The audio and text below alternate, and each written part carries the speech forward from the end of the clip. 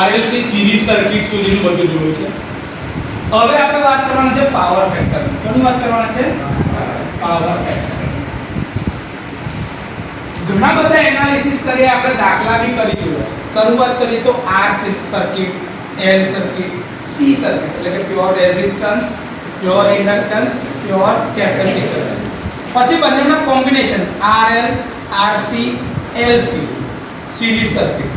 છેલ્લે આપણે RLC series circuit જોયું છે. અને હવે જે વાત કરીએ છીએ છે રેઝોનન્સ. કોની વાત કરીએ છે? રેઝોનન્સ. ત્યાં સુધી આપણે બધું જ જોઈ ગયા કે ભાઈ રેઝોનન્સ ક્યારે થાય? જ્યારે inductive reactance is equals to capacitive reactance થાય ત્યારે. અને એના પહેલા જે 6 ગ્રાફ હતા એ 6 ગ્રાફ બી કેવી રીતે દોરાયા છે એ બી જોઈ ગયા કે ભાઈ ફ્રીક્વન્સી સાથે, કરંટ સાથે કોનો રિસ્પોન્સ કેવો બદલાય છે બધું આપણે જોઈ લીધું. હવે જે વાત કરી રહ્યા છીએ એ છે પાવર ફેક્ટર. તો આ ટર્મ તમારા માટે કોઈ નવી નથી. તમે ઓલરેડી ઘણા બધા દાખલા ગણ્યા ને એમાં પાવર ફેક્ટર શોધતા હતા. તો શું કહેતા હતા કે ભાઈ વોલ્ટેજ અને કરંટ એ બંને વચ્ચેના કોસાઇન એંગલને તમે શું કહેતા હતા? Power factor. યાદ આવી આ ડેફિનેશન? તમે આ ઘણી બધી વખત શોધ્યું છે સર, પણ આ V અને I કેવી રીતે દોરાય?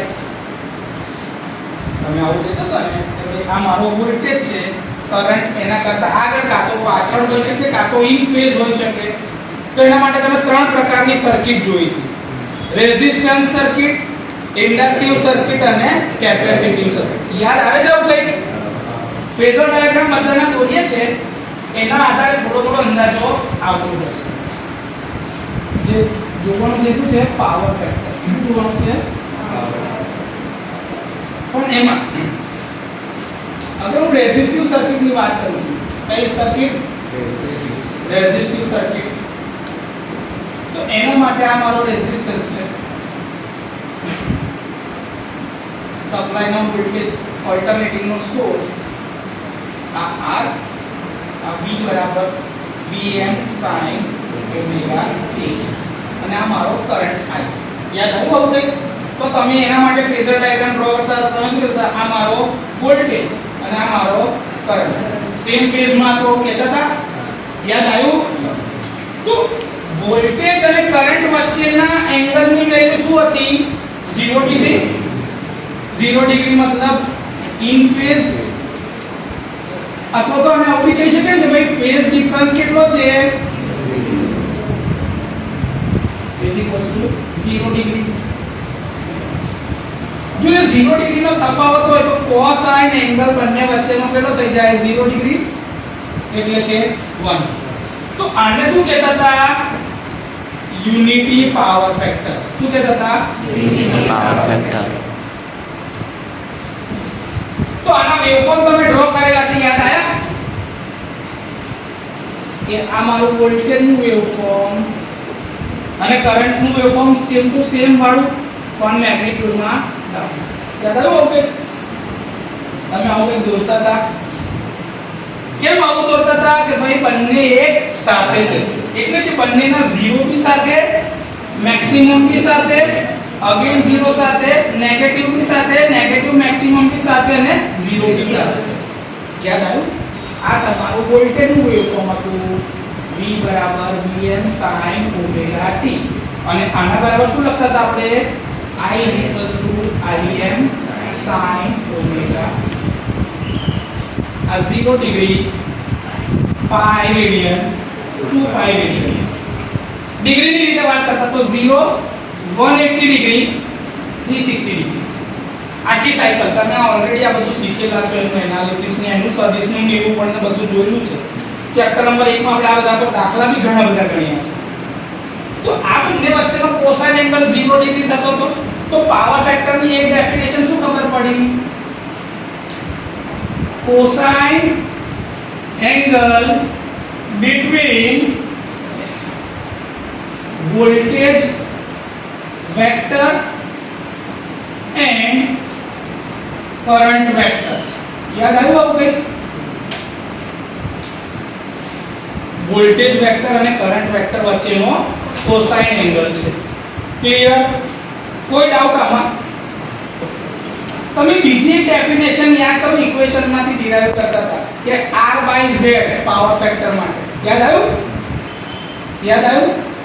ના આવ્યું તો ચિંતા ના કરો, એ બી દોરાવું છું અને ફેઝર ડાયાગ્રામ પરથી જ આપણે શીખીશું એ ડેફિનેશન.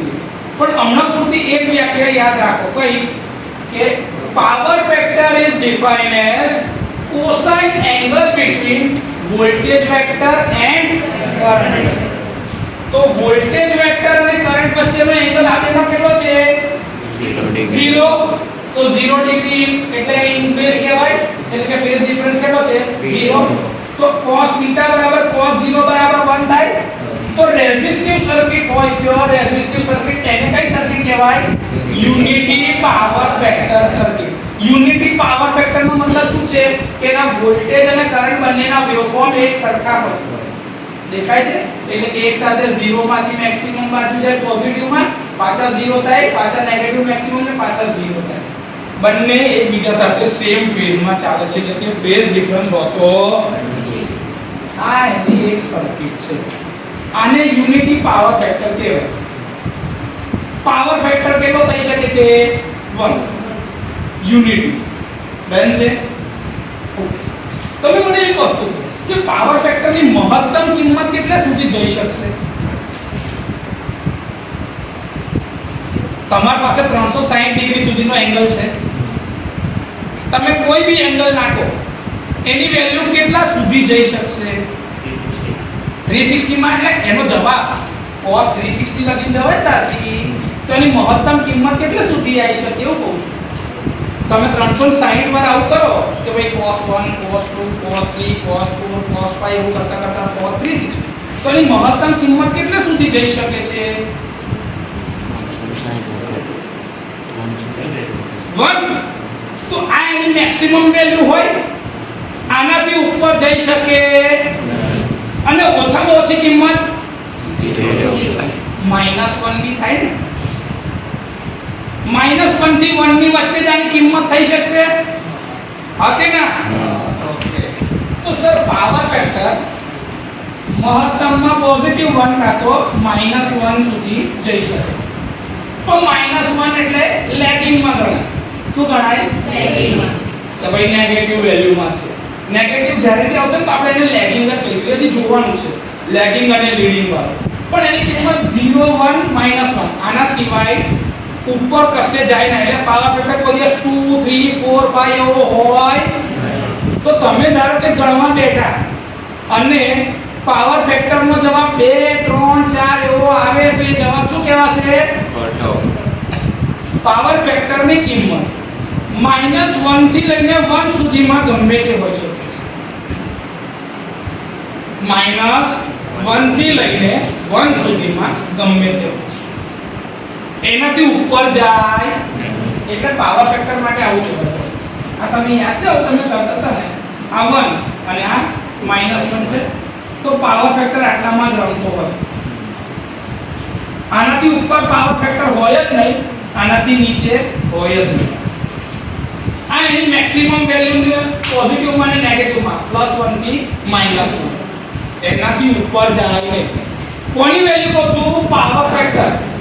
વોલ્ટેજ કે કરંટ ના મેગ્નીટ્યુડ ની વાત કરતો નથી. કોની વાત કરું છું? Power factor. પાવર ફેક્ટર એટલે શું? વોલ્ટેજ વેક્ટર અને કરંટ વચ્ચેનો કોસાઇન એંગલ, એટલે કે cos θ. થીટા એટલે શું? કે ભાઈ વોલ્ટેજ અને કરંટ બંને વચ્ચેનો એંગલ.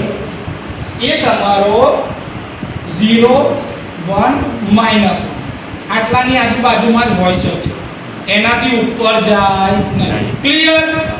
આટલી વાત મગજમાં ઉતરી? તો યુનિટી પાવર ફેક્ટર વાળું પિક્ચર પતી ગયું. લખી તો તમે જોઈ રહ્યા છો ઇન્ડક્ટિવ સર્કિટ. કઈ છે હવે એના પછીથી? Inductive circuit. યાદ આવ્યું?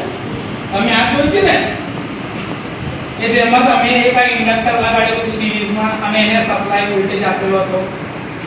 યાદ આવ્યું? કે V Vm sin omega t.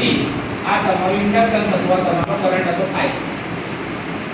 તો એ ટાઈમ દરમિયાન તમે શું કહેતા હતા? તમારો કરંટ I શું થતું હતું? Im sin omega t plus 90 degree. યાદ આવ્યું? પ્લસ 90 ડિગ્રી એટલે શું છે કે કરંટ પાછળ છે વોલ્ટેજ કરતા. હું અત્યારે ઊંધું કન્વેન્શન તમને બતાવી રહ્યો છું. કાં તો ઉભા રહો, તમે જેટલું માઈનસ વાળું યાદ રાખો, માઈનસ એટલે લેગિંગ, તો માઈનસ વાળું જ યાદ રાખો, માઈનસ 90 ડિગ્રી અથવા તો માઈનસ પાઈ બાય 2. માઈનસ શું બતાવે છે? લેગિંગ. કેટલા ડિગ્રી થી? 90 ડિગ્રી. તો આ મારો ધારો કે વોલ્ટેજ નો વેવફોર્મ છે, વોલ્ટેજ નો ફેઝર V. તો કરંટ ક્યાં હશે? 90 ડિગ્રી થી પાછળ. આવું તમે કરતા હતા? I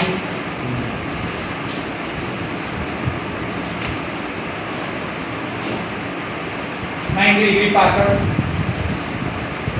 કરંટ ના રેફરન્સ થી દોરતા હોત તો આ I અને આને શું કહેતા હતા? I XL બરાબર VL. આવું કહેતા હતા. મેં ઊંધું કરી નાખ્યું ખાલી. આના બરાબર આવું લખાય V/XL. કે આમાં રિએક્ટન્સ શું આવતો તો? XL બરાબર 2πfL અથવા તો ઓમેગા L. યાદ આવ્યું? આનો ઇન્ડક્ટિવ રિએક્ટન્સ એ શું કરતો તો? કરંટના વધારા કે ઘટાડાનો વિરોધ. એટલે કરંટને વધવા ઘટવા દે નહીં. એટલે ઇન્ડક્ટરને વોલ્ટેજની વચ્ચેનો જે વેવફોર્મનો આ જે એંગલ બનતો હતો, તો વોલ્ટેજ અને કરંટ બંને વચ્ચેનો ખૂણો કેટલો બનતો હતો? પ્યોર ઇન્ડક્ટરની વાત છે. ઓકે, જો આ 90 ડિગ્રી ખૂણો બને તો મારો પાવર ફેક્ટર શું થાય? cosine angle between voltage end current. તો વોલ્ટેજ અને કરંટ વચ્ચેનો એંગલ કેટલા ડિગ્રી? કેટલા ડિગ્રી? 90 ડિગ્રી. તો cos θ બરાબર શું લખાય? cos 90 બરાબર શું થતું? cos 90 0 થાય. યાદ છે? 0. તમે એનો પાવર કેલ્ક્યુલેટ કરતા હતા કે ભાઈ P બરાબર VI cos θ. તો cos 90 બરાબર શું થાય? VI * 0 બરાબર 0. એટલે કે પ્યોર ઇન્ડક્ટિવ સર્કિટમાં કોઈ જાતનો પાવર કન્ઝ્યુમ થાય. યાદ આવ્યું?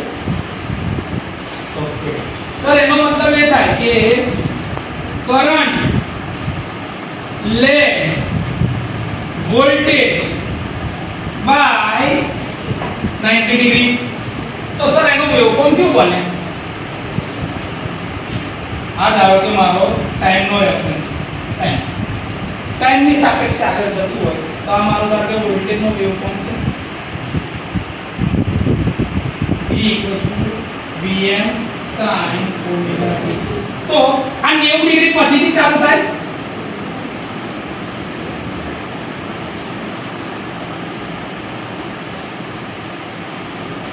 આવી રીતે જાય. આને શું કહેવાય? I = Im sin omega t minus pi by 2. આવું કહેતા હતા કે નહીં? યાદ આવ્યું? પ્યોર 90 ડિગ્રીની ફેઝ શિફ્ટ. કેટલા ડિગ્રી? pi by 2 0 અને આ તમારું 180 270 ડિગ્રી અને આ 360. પાઈ ની રીતે વાત કરતા સર આ 90 ડિગ્રી. પાઈ ની રીતે વાત કરતા એટલે 0 પાઈ v pi by 2 2 પાઈ. તો આ રીતે તમારું વેવફોર્મ બને છે કઈ સર્કિટમાં? પ્યોરલી ઇન્ડક્ટિવ સર્કિટ છે. 90 ડિગ્રી થી પાછળ. યાદ આવ્યું આવું કઈ? પ્યોર ઇન્ડક્ટિવ સર્કિટમાં વોલ્ટેજ કરતા કરંટ કેટલો પાછળ છે? 90 ડિગ્રી. આને કેપિટલ I બી લખી શકાય, કોઈ વાંધો છે ને વોલ્ટેજ ને કરંટ નો. આવડે કે ના આવડે? Capacitive circuit.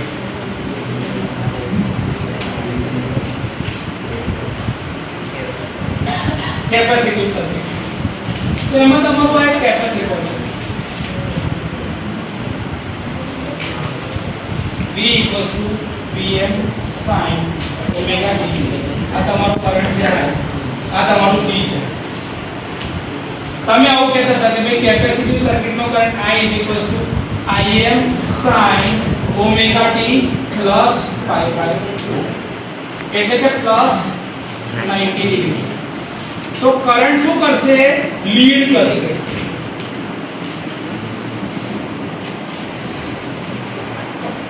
હજી ઓમેગા c બરાબર 1 upon સોરી ઓમેગા c બરાબર 2 pi fc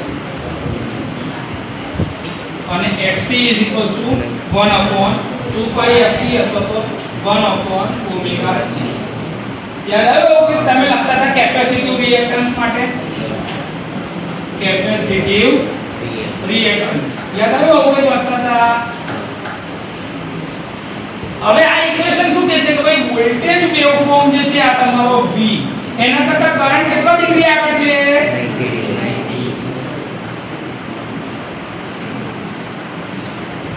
90 ડિગ્રી. એટલે એનો વેવફોર્મ કેવો બનશે?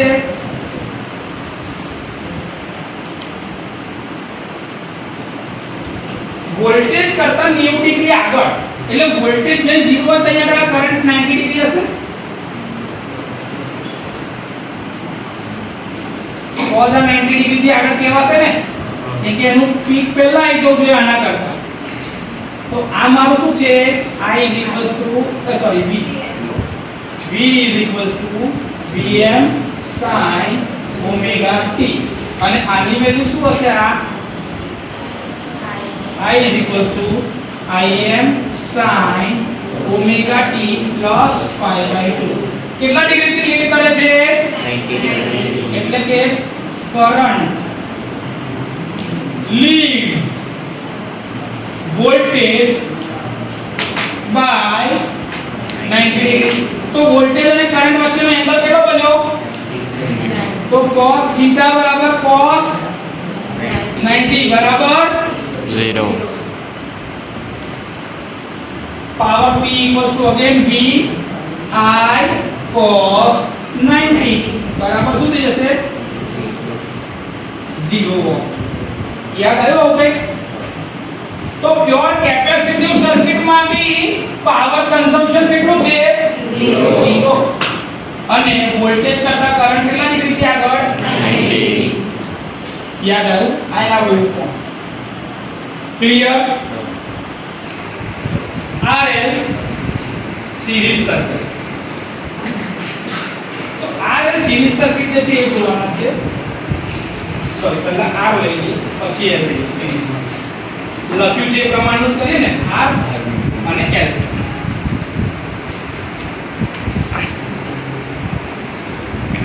R L V equals to Vm sin omega t. આ તમારો કરંટ I છે. તમે યાદ કેવું લખતા હતા? I is equals to Im sin omega t minus phi. અને આ phi ની વેલ્યુ 0 થી 90 ડિગ્રી માં કમ્પેર થઈ. યાદ આવ્યું? જો પ્યોર રેઝિસ્ટન્સ ની કિંમત વધારે હોય XL કરતા તો પાવર ફેક્ટર 1 ની નજીક છે. જો L ની વેલ્યુ વધારે હોય તો પાવર ફેક્ટર 0 ની નજીક વધારે છે. એ બતાવો હમણાં કેવું છે. તમે આના માટે શું લખતા હતા કે ભાઈ રેઝિસ્ટન્સ R બરાબર તો R અને ઇન્ડક્ટિવ રિએક્ટન્સ XL બરાબર શું લખતા હતા? 2 pi FL અથવા તો ઓમેગા L. સર્કિટ નો ઇમ્પિડન્સ લખતા હતા Z is equals to under root of R square plus XL square. અને Im બરાબર શું થતું હતું? Vm upon mod Z એટલે કે Vm upon R square plus XL square. આ બધું યાદ છે લખતા હતા? હા. તમે પછી આનો એક વેક્ટર આવતી દોર્યો તો કે ભાઈ આ મારો વોલ્ટેજ વેક્ટર V છે, આ કરંટ વેક્ટર I છે, અથવા તો કેપિટલ I ને કેપિટલ V. એ બેની વચ્ચેનો એંગલ શું બનતો હતો? થીટા. યાદ આવ્યું? મેં વોલ્ટેજના રેફરન્સથી દોર્યું છે એટલે આ પાછળ છે. જો કરંટના રેફરન્સ ઉપર દોરતા ને તમારા ચોથી પ્રમાણે તો આ મારો કરંટ છે, આ મારો I into R નો ડ્રોપ થાય અને I into XL નો ડ્રોપ થાય. આ મારો બનતો તો થીટા એંગલ, આ બનતો તો V બરાબર I into Z. યાદ આવ્યું? તો હવે તમે આવું આ કરંટના રેફરન્સ પર દોર્યું છે, આ વોલ્ટેજના રેફરન્સ પર દોર્યું. વોલ્ટેજના રેફરન્સ પર દોર્યું હોય તો આ નીચે યાદ આવ્યું કે ભાઈ આની વેલ્યુ શું થાય I into R I into x અથવા તો સર વોલ્ટેજ ના રેફરન્સ થી દોરો છો ને તો આ મારા VR હોત અને આ મારું શું હોત VL આવું હોત તો VR બરાબર શું લખો છો તમે I into R યાદ આવ્યું અને VL બરાબર શું લખતા હતા I into XL આની અક્રોસનો વોલ્ટેજ ડ્રોપ યાદ આવ્યો આ VR અને આ VL આવું લખ્યા હતા ને યાદ આવ્યું આ X તો આને તમે શું કહેતા હતા ટોટલ સપ્લાય વોલ્ટેજ V બરાબર શું કહેતા હતા I into Z યાદ આવ્યું ઓકે સામે sin પાસે cos તો અહીંયા કયો કમ્પોનન્ટ આવે sin થીટા વાળો કમ્પોનન્ટ અને અહીંયા cos થીટા આવત કે ના આવત હકે ના તો આપણે શું કીધા વોલ્ટેજ અને કરંટ વચ્ચેનો કોસાઇન એંગલ છે તો cos થીટા બરાબર શું થાય પાસેની બાજુ છેદમાં કરંટ તો I into R બરાબર I into Z આવું થાય આવું થાય કે ના થાય ઓકે સર અગર આ I અને I કાચા કાચા એક જ સરખા છે ઉડી ગયા તો શું બની ગયું Z સર તો સર્કિટની અંદરમાં રેઝિસ્ટન્સ ના છેદમાં ઇમ્પિડન્સ કરીએ તો પાવર ફેક્ટર નો એંગલ મળી જશે cos થીટા બરાબર રેઝિસ્ટન્સ ના છેદમાં ઇમ્પિડન્સ ઓકે સર તો બીજી વ્યાખ્યા બની કે power factor is defined as the ratio of resistance to impedance કે કોઈ પણ એક સર્કિટમાં રેઝિસ્ટન્સ ના છેદમાં ઇમ્પિડન્સ નો જો ગુણોત્તર લેવામાં આવે તે શું બની જાય પાવર ફેક્ટર શું બની જાય પાવર ફેક્ટર એટલે આખું cos થીટા એટલે શું પાવર ફેક્ટર શું કહેવાય આ આખાને જ કહેવાય પાવર ફેક્ટર આખાને શું કહેવાય પાવર ફેક્ટર અને આ થીટાને શું કહેવાય પાવર ફેક્ટર એંગલ શું કહેવાય થીટા એટલે ખૂણો પાવર ફેક્ટર નો ખૂણો એને શું કહેવાય પાવર ફેક્ટર એંગલ થીટા અને એનું જો કોસાઇન લઈ લો તો આખી ટર્મ જે બને એને શું કહેવાય પાવર ફેક્ટર પાવર ફેક્ટર એ અલગ નથી પાવર ફેક્ટર એટલે cos થીટા ભેગું cos અને એની જોડે થીટા આ બંને ભેગા થાય એને જ કહેવાય પાવર ફેક્ટર ક્લિયર મગજમાં ઉતર્યું સર બીજી એક વસ્તુ આના ઉપરથી મને ખબર પડે કે આ મારો કયો પાવર છે IR cos થીટા તો cos થીટા સાહેબ r ની રીતે નાખે કરંટ કયો છે IZ તો અગર મારે આ વેલ્યુ આ A આ B અને આ C છે તો AB બરાબર શું કહેવાય OA cos theta sorry AC cos theta કહેવાય કે ના કહેવાય કોતો નહીં યાદ આવતું હમણાં કરાવો તમે આવું કહેતા હતા ભાઈ કે cos થીટા બરાબર પાસેની બાજુ અપોન કર્ણ જે લોકો ઇંગ્લિશમાં જાણતા તે લોકો આવું કહેતા હતા કે ભાઈ એડજસન્ટ અપોન હાઇપોટેન્યુસ આવું કહેતા હતા તમે ઇંગ્લિશ વાળા ઇંગ્લિશ માં ગુજરાતી વાળા ગુજરાતીમાં cos થીટા બરાબર યાદ આવ્યું આમાં પાસેની બાજુ કઈ છે AB કર્ણ કોણ છે AC cos થીટા તો AB બરાબર એવું કહેવાય AB બરાબર AC cos થીટા આ AC ને અહીંથી નીચેથી ઉપર ગુણ્યો ખાલી તો આવું કહેવાય AB બરાબર AC cos થીટા હા કે ના? AC ની વેલ્યુ શું છે?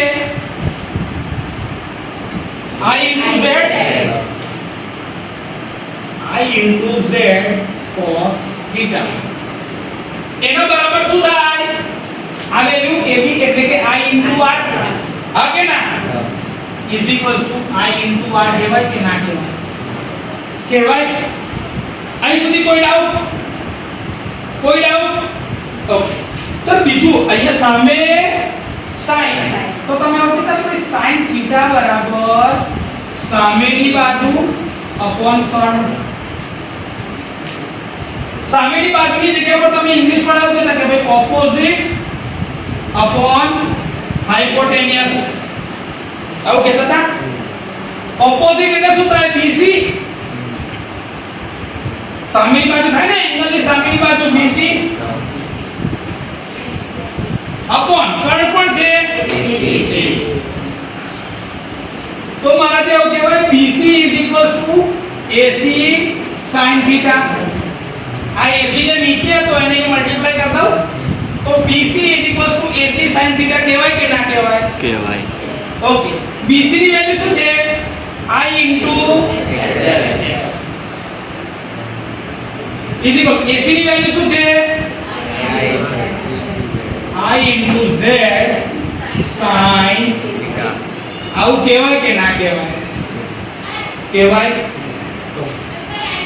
હવે આ જે આ કમ્પોનન્ટ જે છે ને આ sin થીટા વાળો કમ્પોનન્ટ અને આ કમ્પોનન્ટ તો R એટલે રિયલ પાવર.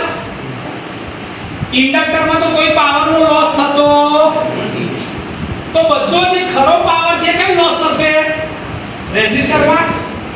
તો આ જે છે ને I into R એની જગ્યા પર માર્કે આવું કહેવાય P. પાવર P બરાબર I into Z cos theta કહેવાય કે ના કહેવાય? તો એનો રિએક્ટિવ પાવર કઈ છે? સામે તમે યાદ છે પાવરનો ટ્રાયેંગલ હતા P Q S. યાદ આવ્યું આવું કઈ? હા કે ના? ઓકે તો P બરાબર શું કહેતા હતા? I into Z cos theta. Q બરાબર I into Z sin theta. તો S બરાબર શું થાય? I into Z.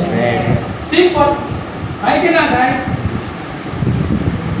Okay sir તો મારું મગજ અત્યારે બીજું ચાલી રહ્યું છે કે સર cos theta બરાબર પાસેની બાજુના છેદમાં કર્ણ એટલે કે P upon S ના થાય?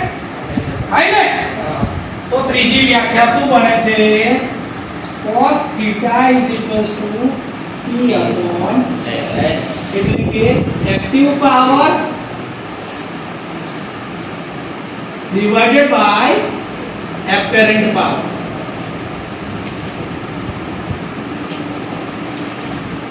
એટલે કે sir Iz cos theta divided by Iz P upon S. આને શું કહેવાય? Active power. શું કહેવાય? Active power. આને શું કહેવાય? Reactive power Q. શું કહેવાય? Reactive power. અને આને S ને શું કહેવાય? Apparent power S. તો એક જ ની અંદર આ બધા એંગલ તમારા બની ગયા. સર એનો વેવફોર્મ કેવો આવશે? જો થીટા ની પાછળ છે તો ધારો કે મારો આ વોલ્ટેજ નો વેવફોર્મ છે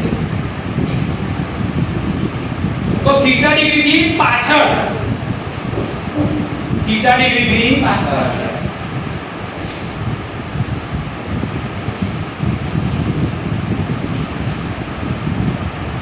I is equals to I am sin omega t minus theta અથવા તો phi જે લખો એ લખાશે અને આ શું છે તમારું v બરાબર vm sin omega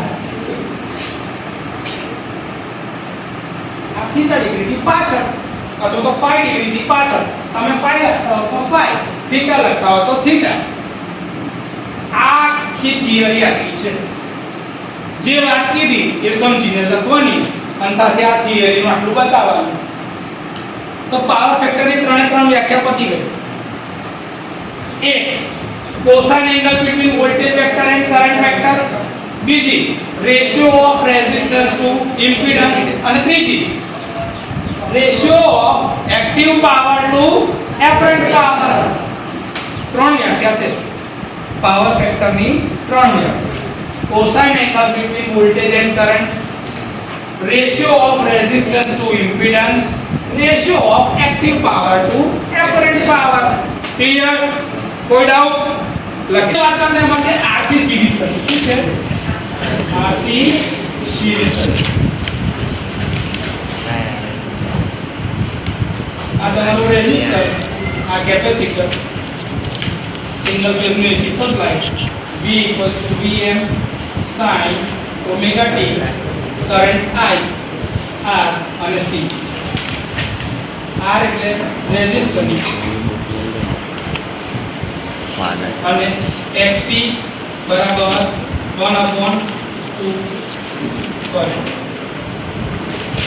1/2 પાઈ Fc એટલે કે 1/omega c. આને શું કહેતા આપણે? Capacitive reactance. યાદ આવ્યો ભાઈ? એટલે કે કેપેસિટિવ રિએક્ટન્સ. તમે એવું કહેતા કે ભાઈ આનો ઇમ્પિડન્સ Z બરાબર શું થતું હતું? √R² + Xc². યાદ આવ્યું? આની અંદરનો કરંટ I બરાબર શું થતું હતું? Im sin omega t + phi. Plus phi શું બતાવે છે? લીડિંગ. શું બતાવે છે? લીડિંગ. કોણ? I leads V by phi degree. એટલે કે આમાં કરંટ આગળ છે, વોલ્ટેજ પાછળ છે. યાદ આવ્યો? તમે ફેઝર ડાયાગ્રામ ડ્રો કરતા હતા કે કરંટના રેફરન્સથી ડ્રો કરતો વોલ્ટેજ કરંટના રેફરન્સથી ડ્રો કરતો તો કરંટ આગળ ને વોલ્ટેજ પાછળ.